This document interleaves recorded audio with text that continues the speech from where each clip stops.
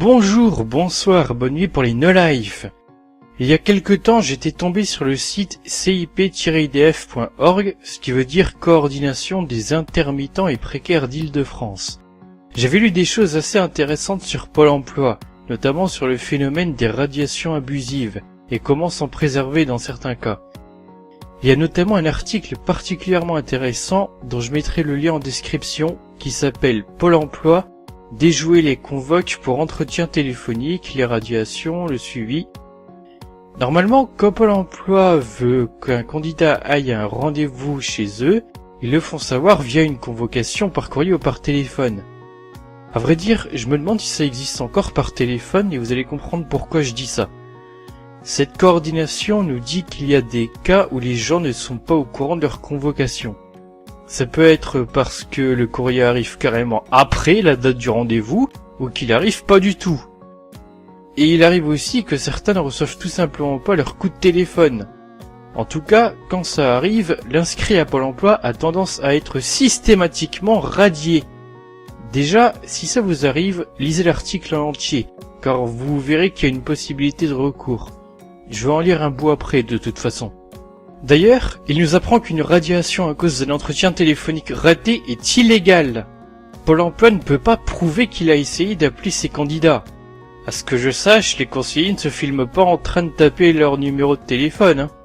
Par contre, c'est au futur ex-radis d'envoyer une lettre recommandée avec accusé de réception pour protester en énonçant le problème.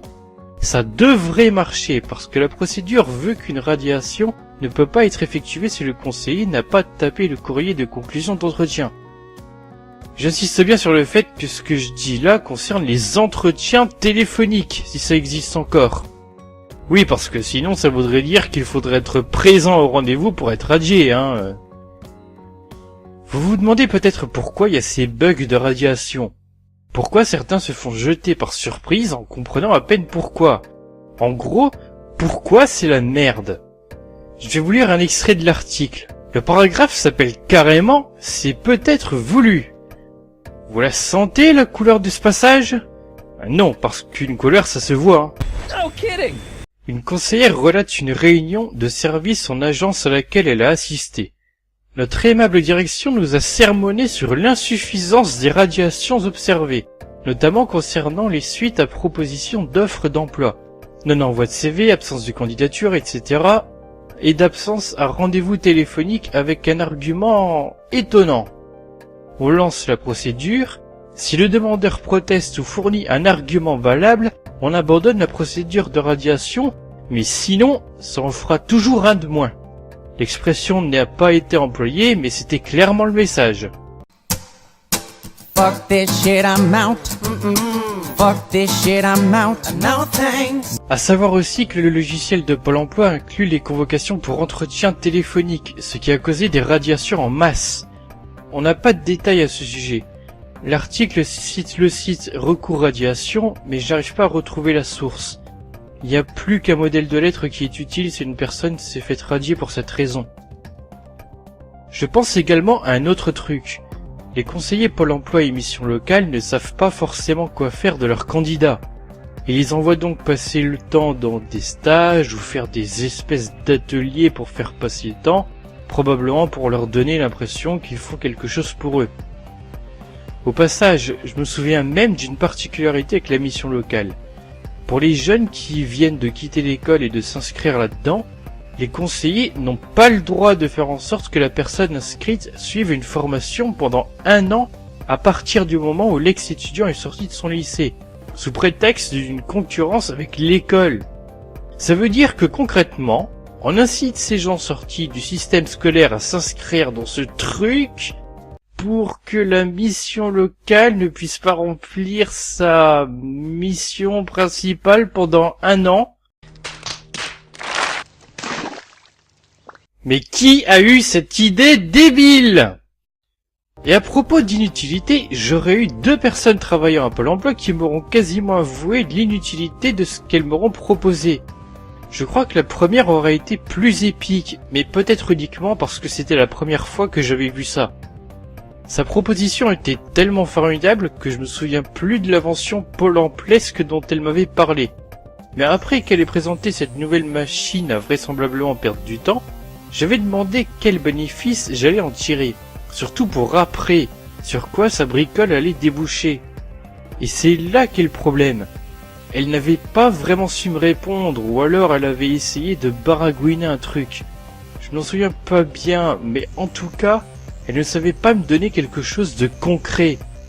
Du coup, la personne qui entend ça, elle en fait quoi, elle, de son truc? Pour le deuxième cas, je vous en parle rapidement. C'était dans le cadre d'une nouvelle invention de Paul en Plâtre. C'est celle qui propose un accompagnement du candidat aux entretiens d'embauche.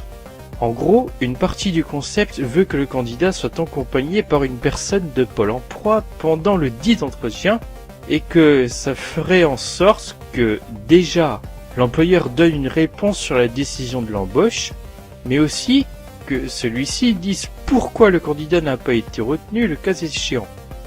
Bon, ça a l'air bien dit comme ça, mais le problème est le même. Après qu'elle ait présenté sa machine à ne pas remonter dans la perte de temps, elle m'avait demandé ce que j'en pensais. Même question de ma part, même réponse de la sienne.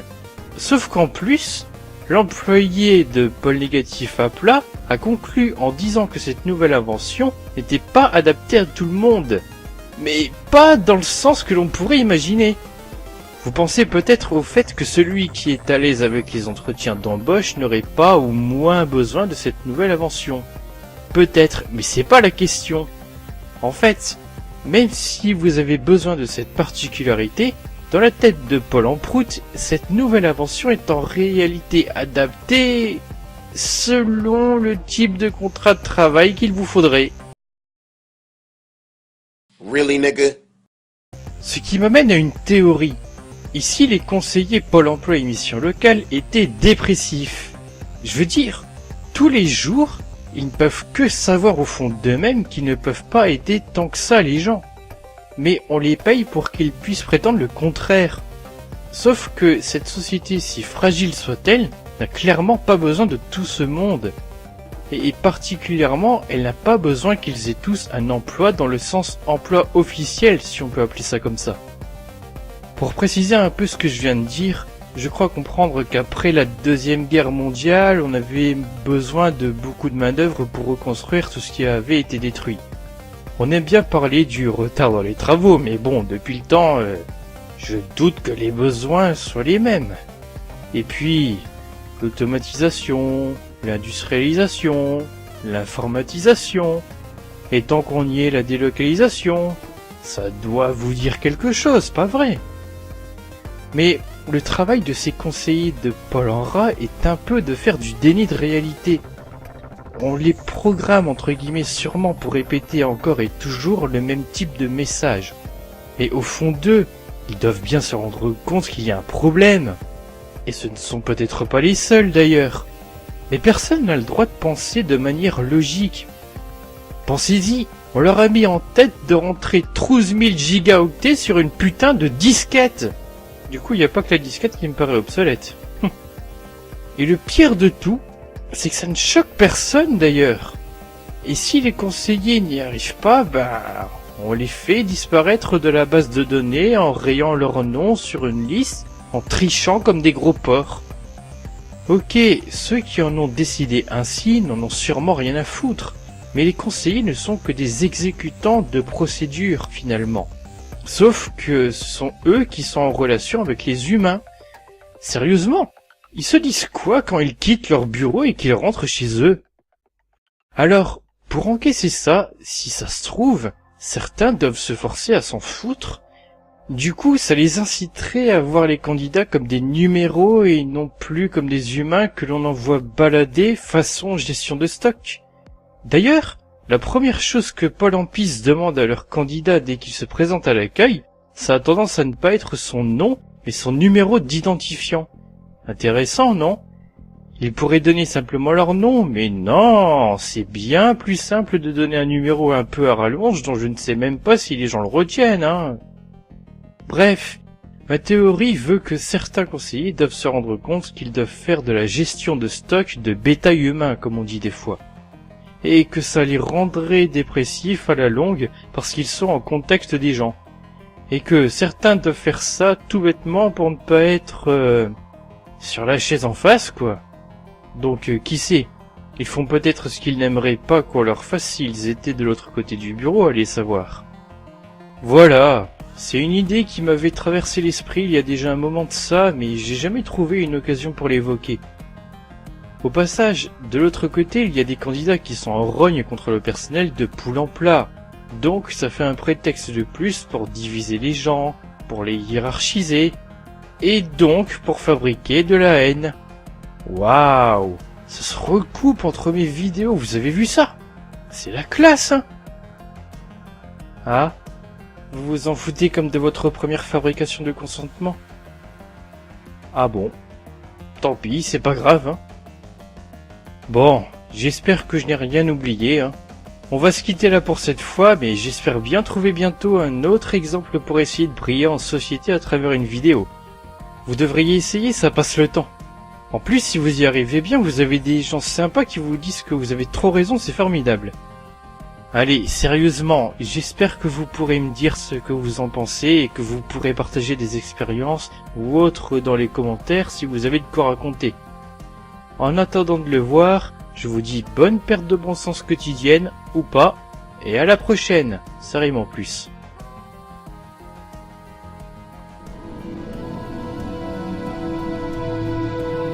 Écoutez, il y a des signaux en effet qui sont positifs. Cette inversion, on n'a pas eu une telle diminution mensuelle depuis les années 2000, ce qui est intéressant. La baisse du chômage reste l'objectif prioritaire du Premier ministre. Alors, la baisse du chômage qui a été enregistrée au mois d'octobre est une bonne nouvelle pour François Hollande, même si elle est à relativiser. Certes, le nombre de chômeurs en catégorie A a baissé de 20 500 le mois dernier. On assiste à des transferts de chômeurs d'une catégorie à l'autre. Merci de nous rejoindre sur Europe 1. Il est 8h20 en direct et en vidéo sur europe1.fr. Thierry Guerrier, votre invité, Xavier Bertrand, ministre du Travail, de l'Emploi et de la Santé. Bonjour Xavier Bertrand. Bonjour. 6 mois de recul du chômage effacé en quelques semaines, le nombre de demandeurs d'emploi qui progresse à nouveau en juin. Le début prometteur de 2011 n'aura été qu'un faux espoir. Non, je maintiens l'objectif que j'ai fixé de repasser en dessous des 9% de taux de chômage à la fin de l'année. Nous avons eu 4 mois qui étaient des mois de baisse. Quand on nous chante, bon, personne ne nie que la situation de l'emploi s'est améliorée dans les 2-3 dernières années, qu'il y a un petit mieux, on a baissé d'1% ou 1,5% de chômage, mais on a baissé en faisant quoi? Quand on regarde d'un peu plus près les statistiques de l'emploi, on observe que les catégories d'emplois qui ont augmenté le plus sont les emplois partiels, les emplois précaires et les CDD. Donc on a fait passer un petit volant de chômeur du statut de non-travailleur au statut de travailleur précaire.